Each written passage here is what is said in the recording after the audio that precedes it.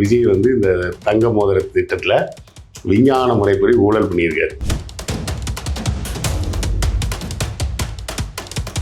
ஒரு மோதிரத்துக்கு ரொம்ப கம்மியாக வச்சா கூட ஜாய் ஆலுகாஸுக்கு 1000 ரூபாய் அதில் ப்ராஃபிட் இருக்கு. மொத்தமாக ஒரு வருஷத்துக்கு கணக்கு போட்டிங்கன்னா 45 கோடி இருக்கு. 5 வருஷத்துக்கு இந்த விஜய் அரசாங்கம் பதவியேற்று 100 நாட்கள் கிட்டத்தட்ட முடிஞ்சிருக்கு. இந்த 100 நாளில் புதுசாக ஏதாவது பண்ணியிருக்காங்களான்னா புதுசாக எதுவும் பண்ணலை. முழுக்க முழுக்க விஜய் மேலே இருக்கக்கூடிய வன்மத்தால் இல்லை எரிச்சலால், வன்மம்னு சொல்கிறத விட விஜய் மேலே எல்லாருக்கும் எரிச்சல் தான் இருக்குது. ஓகே, என்னடா இதெல்லாம் என்னடா இது அப்படின்ற மாதிரி தான் எரிச்சலில் இருக்காங்க.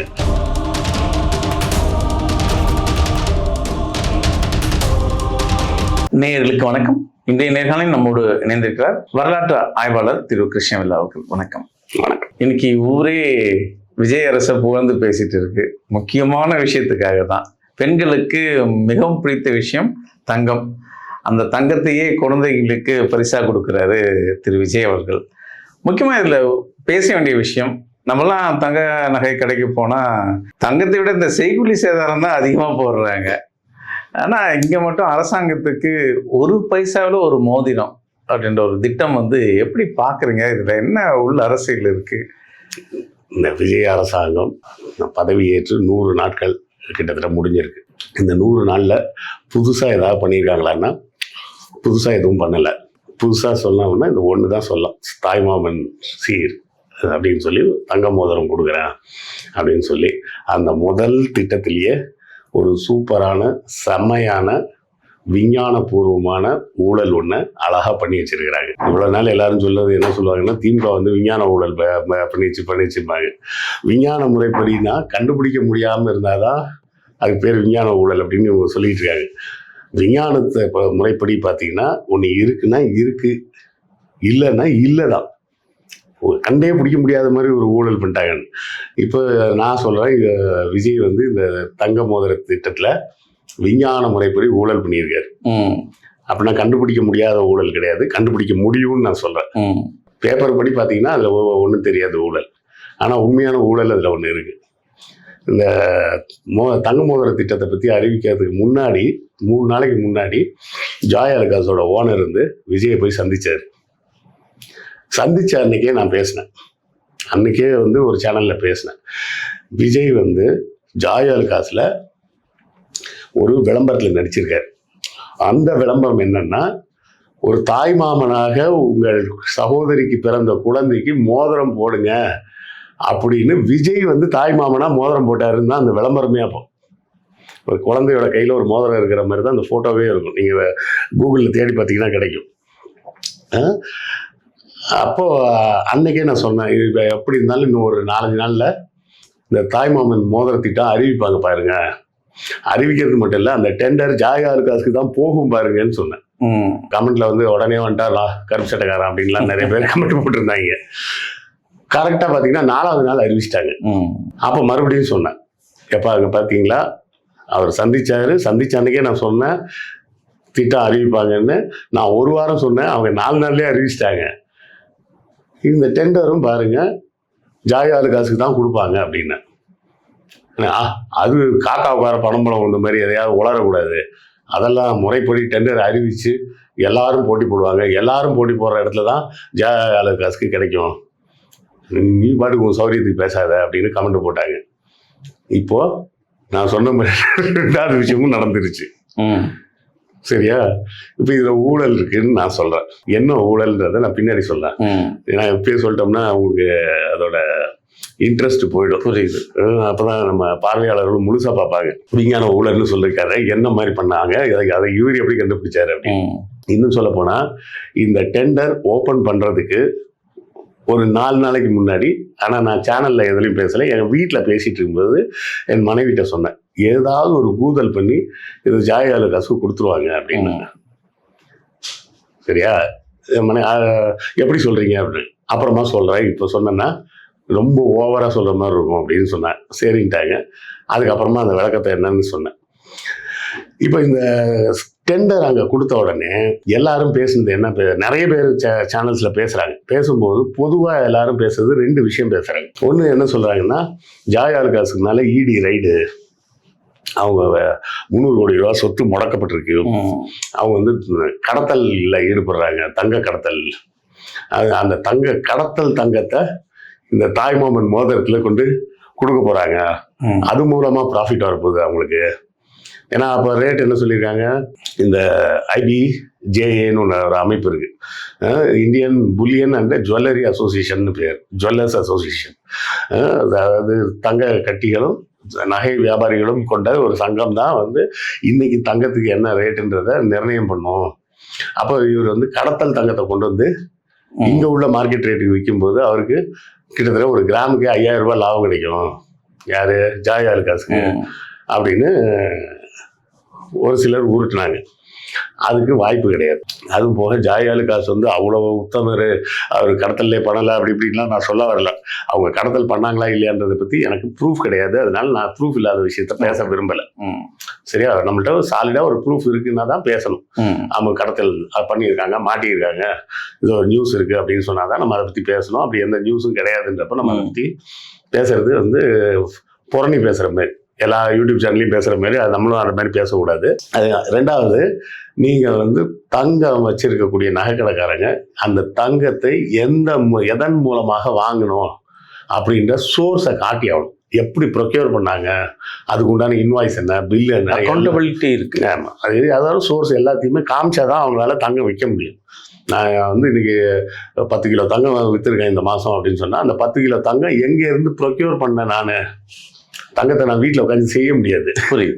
சட்டங்கா கூட வீட்டில் நெஞ்சு தச்சிடலாம், தங்கத்தை வீட்டில் உட்காந்து செய்ய முடியாது. ஸோ தங்கம் எங்கே இருந்து ப்ரொக்யூர் பண்ணீங்கன்றத ஃபுல் டீட்டெயில்ஸ் காட்டி ஆகணும். காட்டாமல் செய்ய முடியாது. அதனால கடத்தல் தங்கம் அப்படிங்கிறது ப்ராக்டிக்கலி இம்பாசிபிள். ஓகே, சரியா? ஸோ அந்த கோணம் வந்து தப்பு.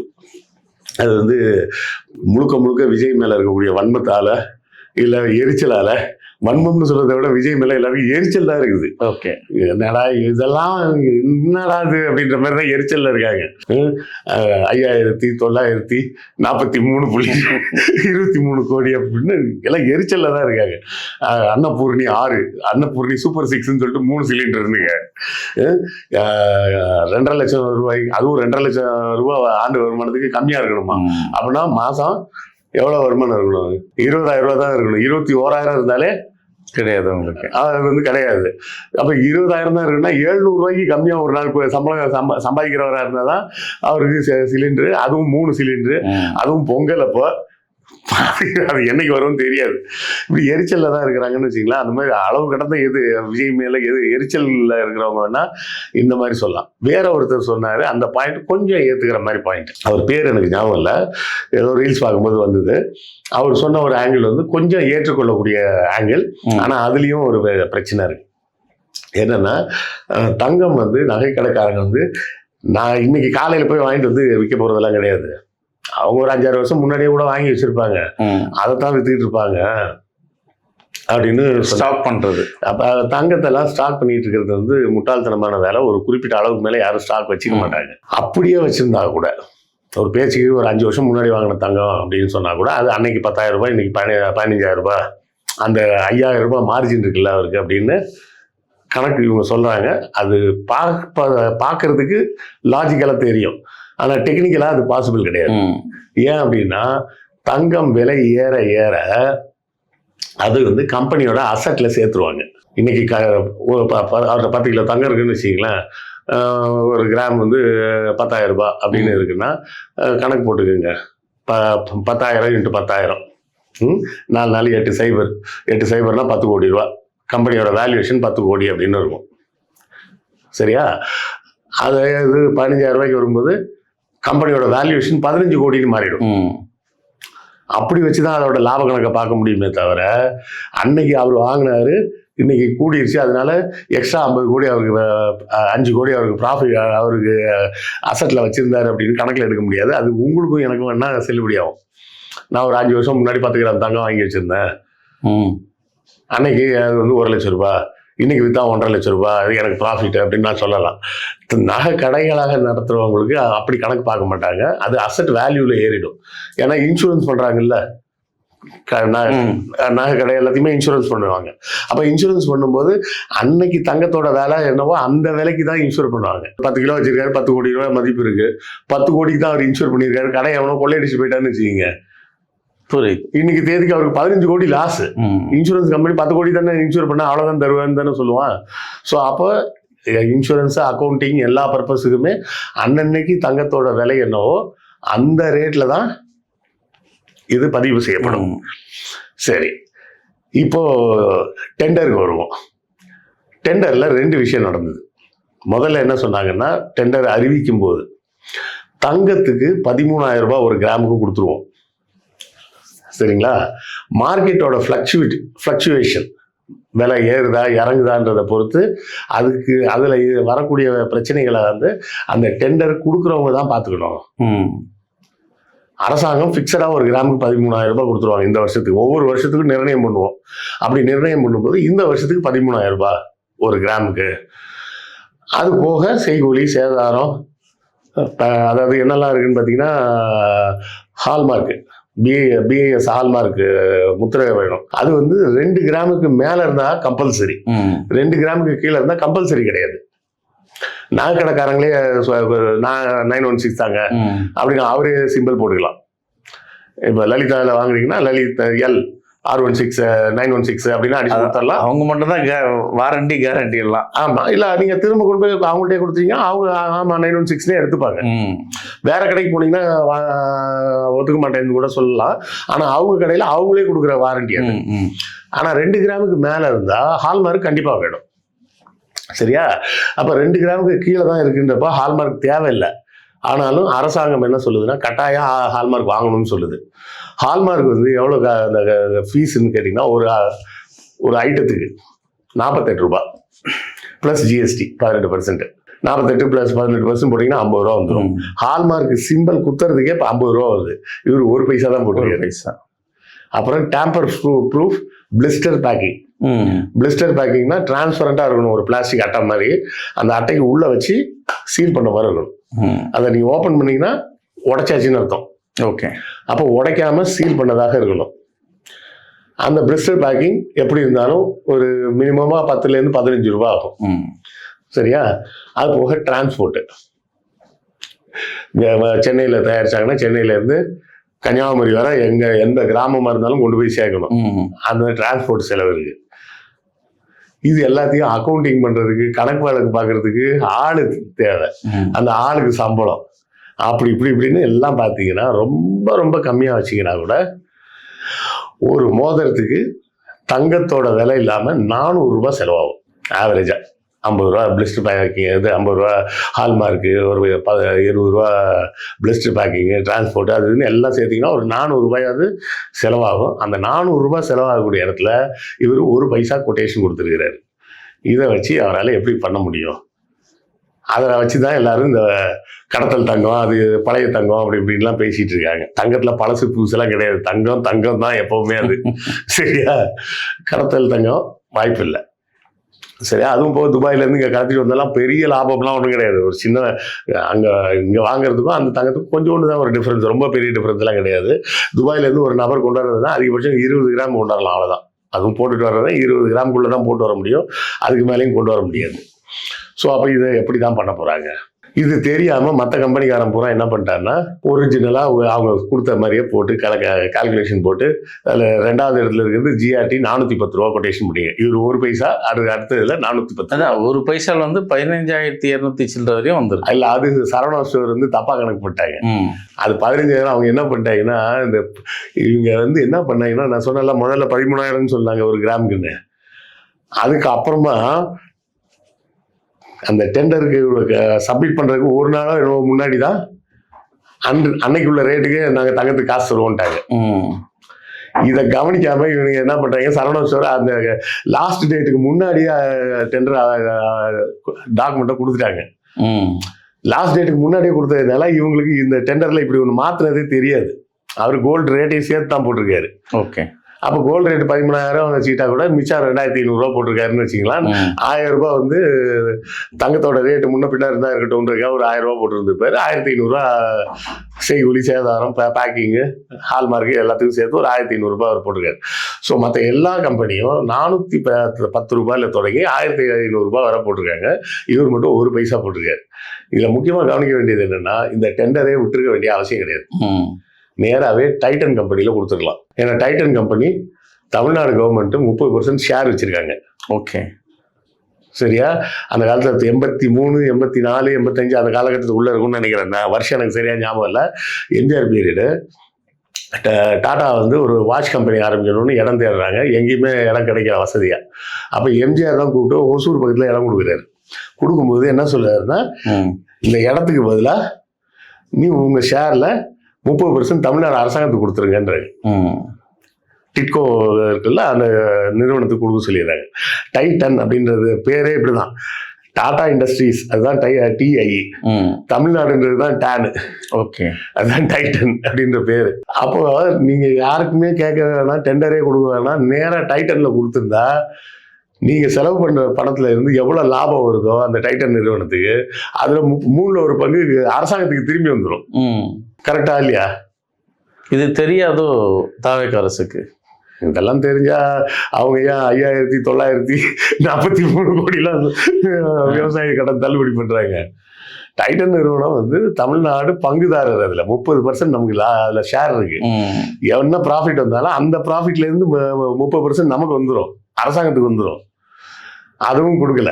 ஆனா டைட்டன் நிறுவனம் அவங்க வந்து முதல்ல வாட்ச் கம்பெனி தான் ஆரம்பிச்சாங்க. அப்புறம் அதுலயே தனிஷ்க் அப்படின்னு சொல்லிட்டு ஒரு கோல்டு ஷோரூம் ஆரம்பிச்சு தங்க நகையும் அவங்க விற்கிறாங்க. அவங்க 18 கேரட் கோல்டும் விற்கிறாங்க, 22 விற்கிறாங்க. அப்போ இப்போ என்ன, டைட்டனுக்கும் கொடுக்கல, தமிழ்நாடு அரசு நிறுவனத்துக்கும் கொடுக்கல. அவர் ஃப்ரெண்டுக்கு கரெக்டாக போகிற மாதிரி செட் பண்ணிட்டாங்க. இதில் எங்கே நீங்க அந்த ட்விஸ்ட் சொன்னீங்களா? அது எங்கன்னா இங்கே தான் ட்விஸ்ட்டு. பொதுவாக நகை கடையில் என்ன விளம்பரம் போடுவாங்க? செய்கூலி சேதாரம் கம்மின்னு போடுவாங்க. எங்ககிட்ட வாங்க, ஆமா, ரொம்ப மங்களகரமானது, ராசியான நகை கடை, கைராசியானது, பல டிசைன்கள் இருக்கு அப்படின்னு தான் எல்லாரும் விளம்பரம் போடுவாங்க. இந்த டெண்டர் அறிவிப்பதற்கு 4 நாளைக்கு முன்னாடியே நான் கண்டுபிடிச்சேன்னு சொன்னல. அது எங்கேருந்து கண்டுபிடிச்சேன்னா, 4 நாளைக்கு முன்னாடி அந்த டெண்டர் அறிவிக்கிறதுக்கு 4 நாளைக்கு முன்னாடி என்ன பண்றாங்கன்னா, ஒரே ஒரு நகைக்கடைக்காரன் மட்டும் ஆடு வந்து மாத்தி போடுறான். எல்லா நகைக்கடைக்காரனும் என்ன ஆடு போட்டுட்டு இருக்கா, நம்ம மொட்டை பாஸ் வேற இருப்பாரு, அவர் முதற்கொண்டு எல்லாரும் என்ன போட்டுட்டு இருக்காங்க, எங்ககிட்ட வாங்க, நாங்க ரொம்ப கம்மியான எக்ஸ்சேஞ்ச் பண்ணிக்கிறீங்க. மொட்டை பாஸ் வந்து எக்ஸ்ட்ராவா சொல்லுவார், பழைய தங்கத்தை கொடுத்துட்டு புது தங்கத்தை மாத்திக்கிங்க, புது டிசைனை மாத்திக்கிங்க. எல்லாமே மாறிடுச்சு தமிழ்நாட்டில், இன்னும் பழைய தங்கத்தையே ஏன் வச்சிருக்கீங்க, எங்ககிட்ட வாங்க, உங்க பழைய தங்கத்துக்கு மார்க்கெட் ரேட்டை விட 150 ரூபா நான் ஜாஸ்தியா தரேன். அப்புறம் என்ன பண்ணாரு, புது நகையில 10% சேதாரம் போட்டு அது சரி பண்ணிடுவாரு. அப்படி விளம்பரம் கொடுத்துட்டு இருக்கப்ப ஒரே ஒரு நிறுவனம் மட்டும் விளம்பரத்தை மாத்தி கொடுத்தாங்க. தங்கத்தை அடகு வைக்காதீங்க, வித்துருங்க. அந்த அர்ச்சனான்னு நினைக்கிறேன், சன் டிவி அவங்க தான் நினைச்ச மாதிரி ஒரு விளம்பரம். ஏன்னா ஆன்டி உடம்பு சரியில்லையா, ஆமாம்மா ஆக்சிடென்ட் ஆயிடுச்சு, செலவுக்கெல்லாம் என்ன பண்றதுன்னே தெரியல, நகையை தான் அடகு வைக்கணும். ஏன் இன்னொரு ஆக்சிடென்ட்டுக்கா? அடகு வைக்காதீங்க, நகையை வித்துருங்க, இன்னைக்கே வாங்க, ஜாய் ஆலுகாஸ்ல வந்து வித்துருங்க. அவன் ஒருத்தன் மட்டும்தான் நகையை வித்துருங்க, விற்கிறதுக்கு எங்க கிட்ட வாங்க அப்படின்னு விளம்பரம் கொடுத்தான். இன்னைக்கும் கொடுத்துக்கிட்டு இருக்கான். நீங்க சாயங்காலமா நைட்லயோ டிவியில பாருங்க, ஆடு வரும், தங்க நகையை அடகு வைக்காதீங்க, வித்துருங்க, ஜாய் ஆலுகாஸ்ல வந்து வித்துருங்க அப்படின்னு போட்டான். இதுல என்ன சார் பிரச்சனை அப்படின்னு நீங்க கேட்கலாம். இதுல என்ன பிரச்சனை அப்படின்னு கேட்டீங்கன்னா, நான் சொன்னேன் முதல்ல, கடத்தல் தங்கம் முடியாது, பழைய தங்கம் டெக்னிக்கலா தப்பு. அது இதுதான் ஊழல். என்னன்னா, மற்ற யாருக்கும் இந்த மேட்ரு தெரியாது. எல்லாரும் என்ன நினைச்சிட்டு இருக்காங்க, தங்கம் 13,000 ரூபாய் தான் கவர்மெண்ட் தரும், அதுல முன்ன பின்ன வந்தா நம்ம தான் போட்டுக்கணும், அப்ப அதுக்கு ஏத்த மாதிரி ரேட்டை ஃபிக்ஸ் பண்ணணும் அப்படின்னு சொல்லி தான் எல்லாம் உட்காந்து கணக்கு போட்டுட்டு இருக்காங்க. ஜாய் ஆலுகாஸ்க்கு மட்டும் தெரியும், லாஸ்ட் மினிட்ல அன்றைய தேதியில கோல்டு ரேட்டு தருவாங்க அப்படின்னு அவங்களுக்கு மட்டும்தான் தெரியும். அதனால தான் 1 பைசா அவங்க போட்டது. இப்போ அதை பேஸ் பண்ணியே முதல்ல ஆடு கொடுக்க ஆரம்பிச்சாங்க. தங்க நகையை விற்கணும்னா எங்ககிட்ட வாங்க அப்படின்னு. அப்போ தங்க நகையை வித்துருங்க அப்படின்னு சொல்லி வேற யாரும் ஆடு கொடுக்குறாங்களா? கொடுக்குறாங்க. இந்த பெஸ்ட் மணி கோல்டு, மேக்ஸு, தங்கம்னா காசு, அதை விற்கணும்னா மேக்ஸ் அப்படின்னு சிம்புல இருந்து ரம்யா கிருஷ்ணன் வர எல்லாரும். ஆனால் அந்த விளம்பரத்தை எல்லாம் பார்க்கும்போது பொதுமக்களுக்கு என்ன தோணும்? அது ஏதோ அடகு கடை மாதிரி தோணும். ஜாய் ஆலுகாஸில் போடும்போது எப்படி தரும்? ஒரு நகைக்கடைக்காரன் போடுறான்னு தோணும். பொதுவாக நீங்கள் எந்த நகைக்கடை விளம்பரமும் எடுத்து பாருங்க, தங்கத்தை வித்துருங்கன்னு போட மாட்டான். தங்கத்தை வந்து எங்ககிட்ட மாத்திக்கிங்க என்ன வேணா போடுவான்னு தவிர வித்துருங்கன்னு சொல்லி போடவே மாட்டான். இவன் மட்டும் தான் போட்டான். நீங்க தங்க நகையை விற்க போனீங்கன்னா என்ன பண்ணுவான்னா, எக்ஸ்சேஞ்சா இருந்தாலும் சரி, விற்கிறதா இருந்தாலும் சரி, பர்சன்டேஜ் ரெடியூஸ் பண்ணுவாங்க. 10%. தங்கத்தை நல்லா தட்டிக்கிட்டு அழுக்கு இழுக்கெல்லாம் சுத்தம் பண்ணிட்டு, கல் இருந்தால் கல்லெல்லாம் உடச்சிட்டு எடுத்துட்டு, வேக்ஸ் இருந்தால் வேக்ஸ் எல்லாம் உருக்கிட்டு வெறும் தங்கத்தை மட்டும் தான் எடை போட்டு போடுவான். அந்த எடைக்கும் 10% கழிச்சிருவான். அப்போ 15,000 ரூபாய் இன்னைக்கு மார்க்கெட் ரேட் 1 கிராம்னா அவன் உங்ககிட்ட இருந்து வாங்குறது 13,500 ரூபாய்க்கு வாங்கிட்டு கவர்மெண்ட்டுக்கு 15,000க்கு வித்துருவான். இப்போ இதுல ஊழல் எங்க விஜய் பண்றாரு? இதை நீங்க முதல்ல சொல்லணும்ல. அன்னைக்கு ரேட்ல நாங்க போடுறோன்னு லாஸ்ட் மினிட்ல தானே அனௌன்ஸ் பண்றீங்க. இல்ல சொல்ல போனா பாதி பேர் டெண்டர்லாம் டாக்குமெண்ட் சப்மிட் பண்ணதுக்கு அப்புறம் தானே நீங்க அனௌன்ஸ் பண்றீங்க. இப்போ சரவணா ஸ்டோர்லாம் டெண்டர் டாக்குமெண்ட்டே சப்மிட் பண்ணிட்டாங்க. அதனால தான் பார்க்கும்போது அசிங்கமாக தெரியுது. எல்லாரும் என்னடா 400 ரூபா, 700 ரூபா, 800 ரூபா போடுறோம், இவரு மட்டும் 15,500 ரூபா போட்டிருக்காரு அப்படின்னு. அவரோட சரவணா ஸ்டோர் என்ன லூஸா என்ன? அவர் முன்னாடியே அப்ளிகேஷன் சப்மிட் பண்ணிட்டாரு. இந்த அறிவிப்பு வர்றதுக்கு முன்னாடியே சப்மிட் பண்ணிட்டாரு. அதனால அவருக்கு தெரியாது. தெரிஞ்சுன்னா 1,500 ரூபான்னு கூட அவர் போட்டுருந்துருக்கலாம். அப்போ இந்த பிட்டிங்கே ஒரு குளறுபடி தானே, அது தள்ளுபடி தானே பண்ணணும். அதுதான் ஊழல்ன்ற.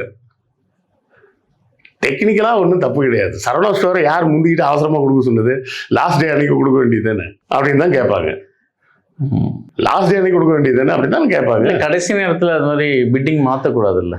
பிட்டிங் மாற்றலாம் இல்லை. டெண்டர் இல்லை, டெண்டர் அனௌன்ஸ் பண்ணாங்கன்னா அந்த என்னென்ன ரூல்ஸ் அண்ட் ரெகுலேஷன் இருக்கோ அதுபடி தான் நடக்கணும். இல்லை, அது நடந்து முடிஞ்சதுக்கப்புறமும் கேட்பாங்க. என்ன கேட்பாங்க தெரியுமா?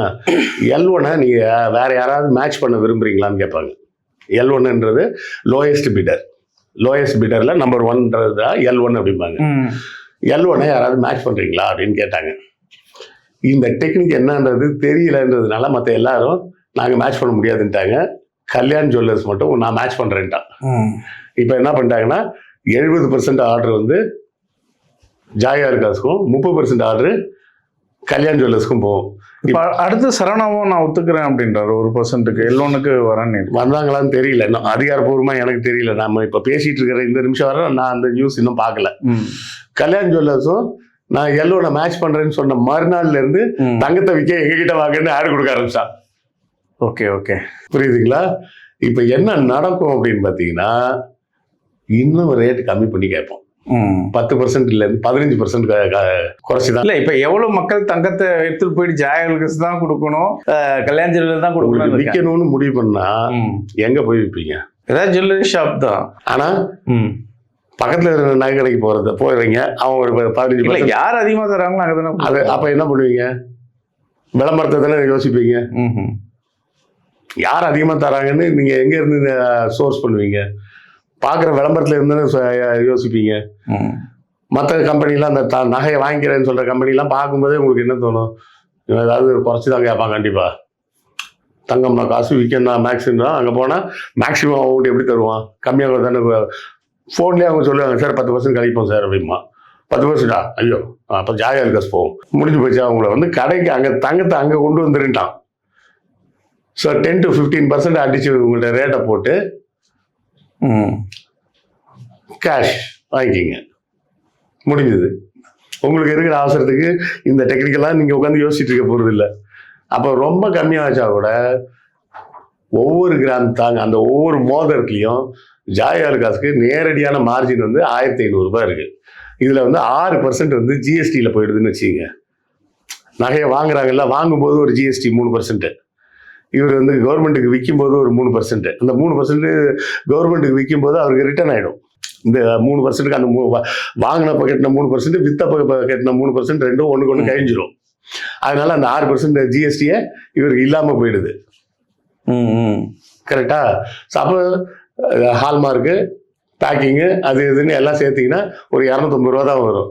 1500 250 ரூபா கழிச்சிட்டிங்கன்னா, இல்லை 500 ரூபாயே கழிச்சிருங்க, 1000 ரூபாய் மிச்சம் இருக்குன்னு வச்சிங்கன்னா வருஷத்துக்கு 45 கோடி லாபம் ஜாய் ஆலுகாஸுக்கு, ஒரு பைசா கோட் பண்ணதுனால. Okay okay. ஒரு பைசா நான் என்கிட்ட கேட்டா ஜாய் ஆலுகாஸ் என்ன கோட் பண்ணிருக்கலாம்னா ஒரு பைசா கூட கோட் பண்ணிருக்கலாம். ஜீரோ. -100 ரூபாய் நீங்க கொடுக்குற ஒவ்வொரு மோதிரத்துக்கும் அரசாங்கத்துக்கு நான் 100 ரூபாய் தரேன்னு சொல்லியிருக்கலாம். அப்படி யாரும் கோட் பண்ண முடியாது இல்ல. நீங்க இந்த வேலையை எங்கள்கிட்ட கொடுத்தீங்கன்னா நாங்க உங்களுக்கு 500 ரூபாய் தரோம் அப்படின்னு. புரியுது புரியுது. ஸோ இதுதான் வந்து உண்மையான விஞ்ஞான ஊழல். விஞ்ஞான முறைப்படி நானும் அதை கண்டுபிடிச்சு உங்கள்கிட்ட சொல்லிட்டேன். உங்கள் மோதிரத்துக்கு ரொம்ப கம்மியாக வச்சா கூட ஜாய் ஆலுகாஸுக்கு 1000 ரூபாய் அதில் ப்ராஃபிட் இருக்கு. மொத்தமாக ஒரு வருஷத்துக்கு கணக்கு போட்டிங்கன்னா 45 கோடி இருக்கு.